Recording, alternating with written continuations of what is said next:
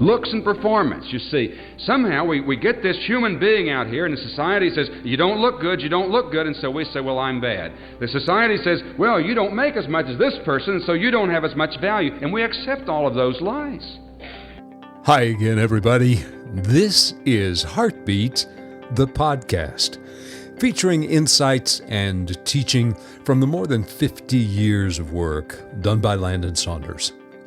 Last time, Landon introduced the idea that society tends to judge people based on one of two criteria, looks and performance. We dove into the idea of looks and how to deal with that last time. On today's episode, Landon dives into the issue of judging the value of a person based on performance. Once again, here's Landon Saunders. Now, performance is the other one. Here's an individual that goes out, and on the job market, they're worth $1 million a year. Here's another person that goes out, and they're worth $10,000 a year on the job market. Does that mean that this person is less valuable than this person? Is what you are worth on the job market, is that the real indicator of your value as a human being? See, I don't think it has anything at all to do with it. I think there are variables on the job market. I think there will always be variables on the job market. And I think there's a place for variables on the job market. But I think to get your identity all mixed up into that, I think is a tragic error and could become the fatal flaw of your life performance. Now, if value on a job market, do you know if that is the criterion of value, what about the retarded person? I was working with a young woman who was retarded, and she was just at home all the time, day after day, day after day, and she was so unhappy, and she was such a wonderful person. I mean, yes, a little retarded, but there was a tremendous human being that was still there, a human being of worth and of value. And you know, she finally took a little job in which she made something like $25 a day. That was all. Sorting pieces down there. And you know, I saw one of the most remarkable transformations occur in that person's life that you've nearly ever seen. Now, what made the difference? A little different view, a little different approach. Now, performance, that $25 a day, that doesn't have anything to do with it. That's not what work is all about. It's not simply how much we bring on that job market. There is something else. There's another dynamic that is at work there. And if that dynamic is out of kilter, things aren't going to go well. Worth and value, you see, on the base. My father's 77 years old. My mother's 71. Dad has had tuberculosis as a young man. He's had cancer. He has had 2 heart attacks and 7 strokes. Now, he's still on his feet, but he's barely shuffling along. And his face is a little bit twisted because of the effects of all of that. His thinking has slowed down tremendously. But do you think that he is any less important? You see, if I don't get this thing of what makes a person valuable, if I don't get some clear ideas on this, not only will I damage myself, but I am apt to be one who will take the ones that I love the most and I'll shunt them away. I'll never forget walking through a park in Miami, Florida, several years ago, and there were a couple of elderly gentlemen sitting there on a park bench, and as I passed by, I heard one of them remark to the other, the only time my kids ever speak to me is when they say goodbye. That's probably been 15 years ago, but I just couldn't forget it.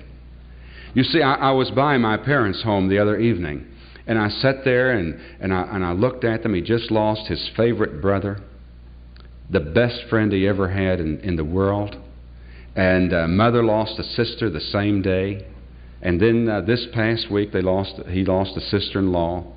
And here they are, their lives. There's a lot of winding down going on in terms of just their activities and things. But important, valuable. See, I don't think that their ability to perform right now has anything at all to do.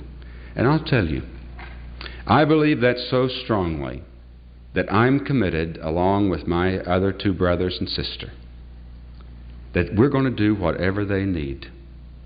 If they need us 24 hours a day, we're going to arrange to be there.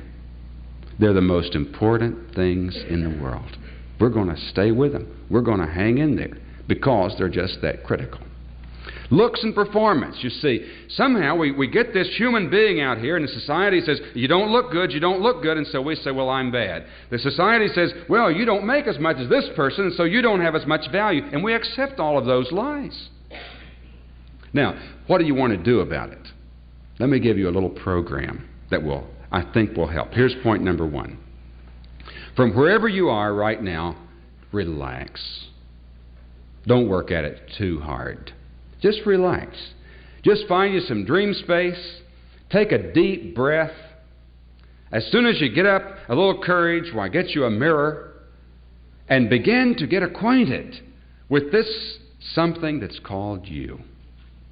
And then remember the 5 undeniables. If you want to take these down, write them on your program or whatever.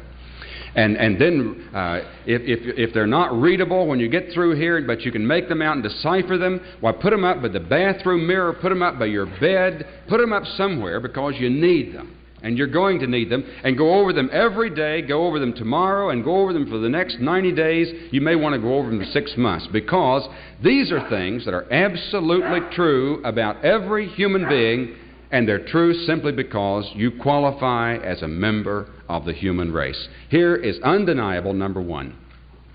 You are unique. Now, you may want to put that, I am unique. There is not another human being like you. Don't say thank goodness. You know? The world could use some more people like all of us, couldn't they? But they won't have it. There's a little, it's like the world is made up of little slots, and on each little slot there's a name, and your name's on one of them, and nobody else can fill that one. And if you don't fill it, then that one's never filled. That you are unrepeatable, that you are irreplaceable, and therefore you are a responsible human being. You have to be. You have to find out who you are. You need to find out what your place is in that slot. That you're unique and that you have a unique thing to do. Now, that's the hard one to believe.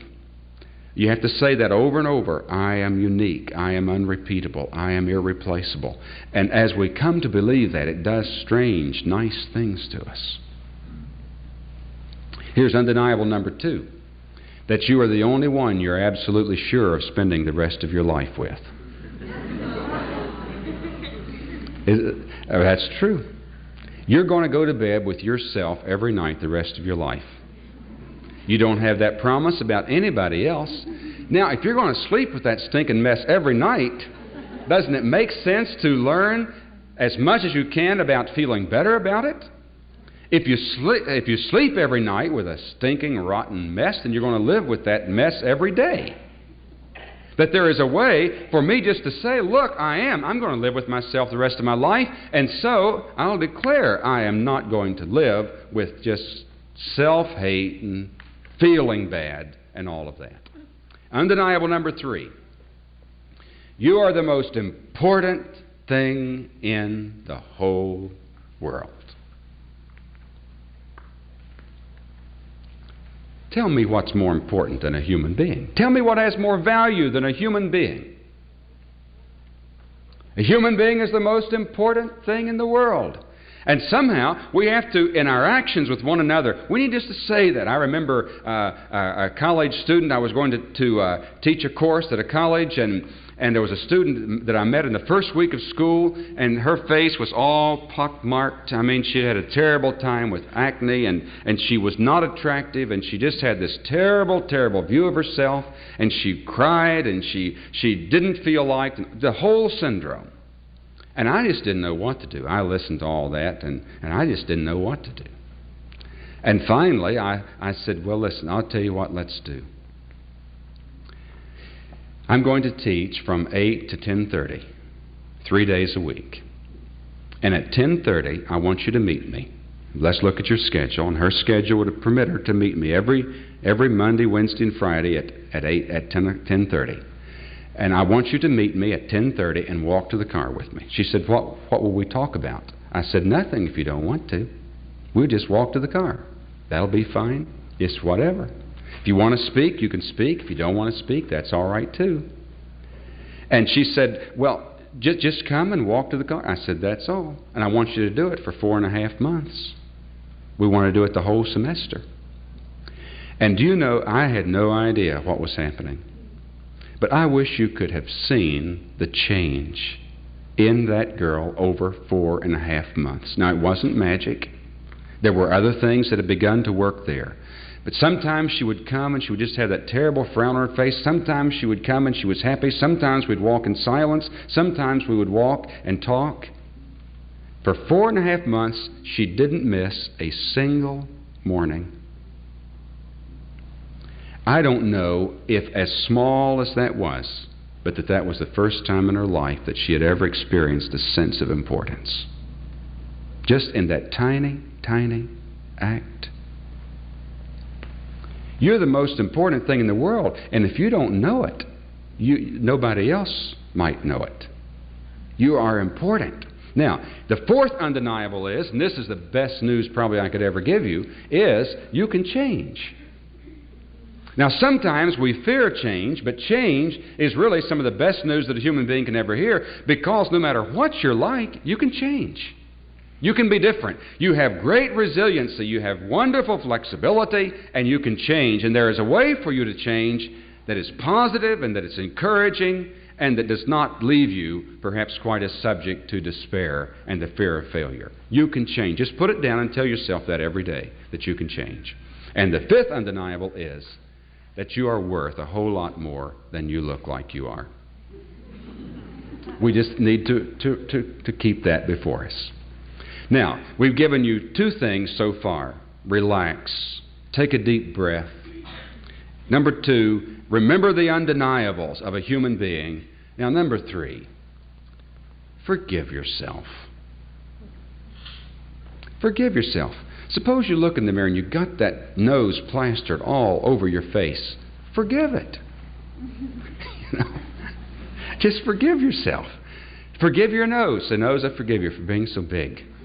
Ears, I forgive you. I forgive you for being so this or so that. Just forgive yourself. That's what we men have to do. That's what I'm at. Do you know what we men worry about most of all? We worry most of all about hair and height. If we're short, that's a problem. And if we are losing it, that's a problem. Have you noticed when a man begins to lose his hair? You know, and I identify a lot with that, because the other day I looked in the mirror. Really, I looked in the sink.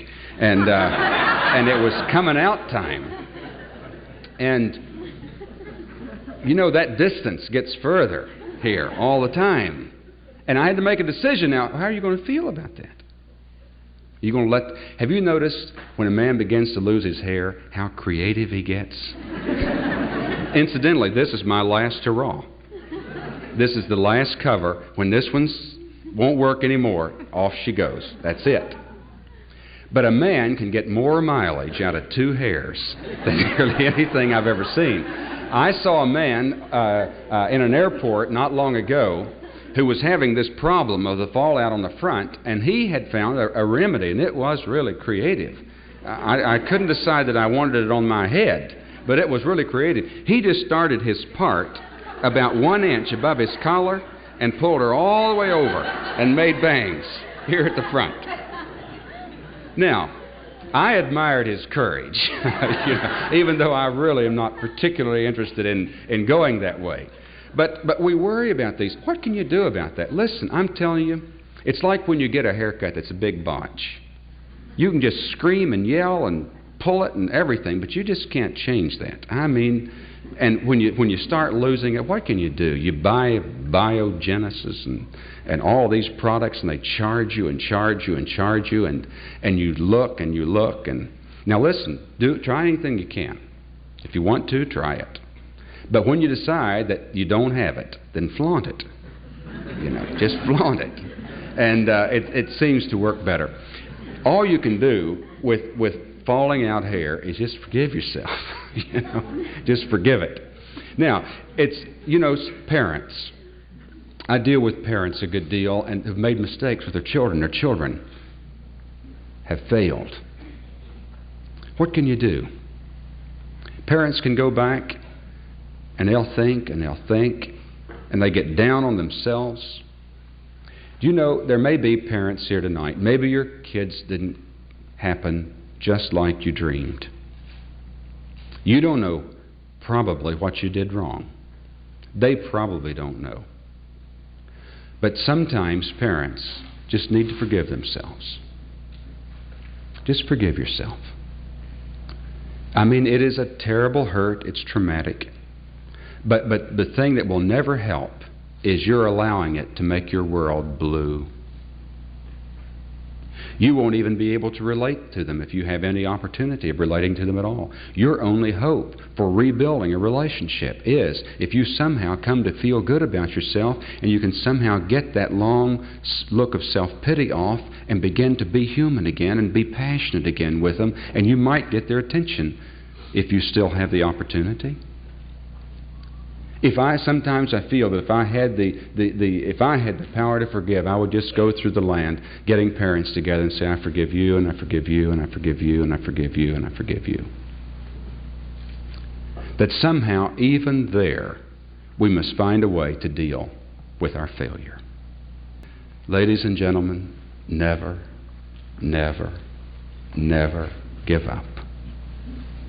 It's going to take some courage. But we're on our way. We're getting a start now. And one of my favorite stories is of a little crayfish. A little crayfish that crawled out of the water one day and onto the railroad track and up on one of the rails, which anybody who knows anything about crayfish and locomotives know that the two things don't mix. And that little crayfish was sitting there on the rail, and here came the train. And it was bearing down closer and closer, harder and harder. And that little crayfish began to clench its teeth just a little. And the last act it performed in this world was it reached up at that big wheel and went, Now that's courage. Sometimes we're going to feel that the odds are just like that. But I hope you'll be one of those indomitable, exciting, vivacious, passionate, alive human beings that will still fight, that will still claim your own heritage, that will not give up, and then we'll band together and we'll change the world. The bottom line, never give up. That's the kind of human being I want to be. Well, we hope you've enjoyed today's podcast. And we encourage you, if you have, to take a moment to rate, review, and leave a comment. This really helps as others are beginning to look for this kind of material. This is Heartbeat. The podcast is made possible by Friends of Heartbeat, who always invite you to visit the website, thisisheartbeat.com, where you'll find more information about Landon's work and other materials that are made possible. And until next time, never give up. This is Heartbeat, the podcast.